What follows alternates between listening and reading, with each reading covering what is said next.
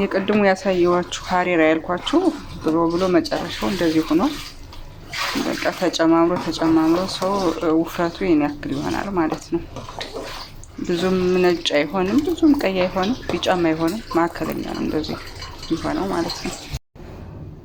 ሰላም፣ እንዴት ናችሁ? ደህና ናችሁ? ዛሬ ማሳያችሁ ሀሬራ የሚባል ነው። በኢትዮጵያ አላውቅም፣ በመረቆች ነው አብዛኛውን ሀሬራ የሚባል ምግብ የሚታወቀው። አላውቅም በኢትዮጵያ። እሺ፣ ከዚህ ጋር ስጋ፣ የበሬ ስጋ ግዴታ ያስፈልገናል። ነጭ ሽንኩርት፣ አንድ ራስ ነጭ ሽንኩርት ያስፈልገናል። ኔክስት ሽምብራ፣ የተዘፈዘፈ ዱቤ ሽምብራ እንደሚባለው ነው። ይሄኛው የሾርባ ቅጠል ነው፣ በረዶ ቤት አድርጌው ነው። ይሄ የተፈጨ ቲማቲም ነው፣ በረዶ ቤት ነው።